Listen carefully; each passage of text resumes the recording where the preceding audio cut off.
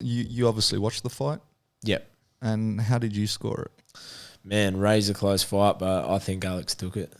Yeah? Yeah. I gave rounds 1 and 2. Max got off to a good start. Round 3 was the toss-up round for me, and then Alex definitely won the last 2 rounds, which are they're the important ones. They're the championship rounds that you have to leave it when you're leaving it in the hands of the judges. That's the last thing they see, and Alex outworked him. And so with the toss-up round being round 3, what is it that tilted towards Alex in your opinion? I think his constant movement and pressure, and he had more volume. Look, it was a close fight. Like it's hard to say. It could have gone either way. I think it's one of those sort of fights, but I do think Alex did enough and did more. Look, and Alex is the champion too. If you're taking the belt off the champ, you got to do a lot more. See, I'm in two thoughts with that. Like I totally agree. Like it is totally objective once again, right? When we're talking about judges, what they look at, and when you look at the fight stats after the fight, he definitely was the busier. He did? Fighter, yeah. I didn't even see the stats. So, well, actually, he wasn't busier, but he was at a higher percentage, and so he got more hits. So basically, he landed more shots at a higher percentage, but Max threw more shots. Right. But obviously missed more shots too, right? Yeah. So those kind of stats do back up that, Alex won that fight.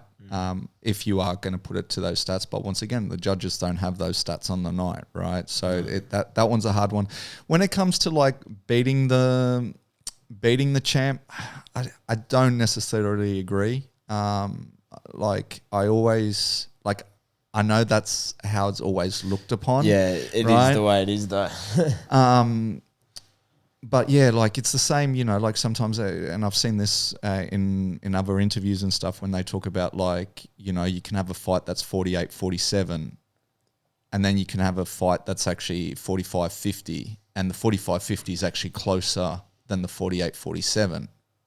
Yeah. But people are like, what do you mean? Like it's a blowout, but like it's the same thing. You should be judging each round separately, not the whole fight. So you could have 5 rounds, which are razor close, but each one going to the one person, making it the 45-50, and the other one could be like a bit of a blowout here and there, but yet it's closer at the end total. And I kind of feel the same way that, and I forgot who said it, but it's kind of like once you go into a title fight, you're both fighting for that title. It's not that I'm trying to take the title off you. It's the fact that we're both fighting now for that title. But it does get thrown around a lot, and I'm sure in the judges' opinions a lot of the time they're like, has he done enough to take it? So I do see that is the case, but I don't necessarily agree with it, if that makes sense. Yeah, right. I'm with you. I feel the same, but I think that the later rounds, like as a fighter,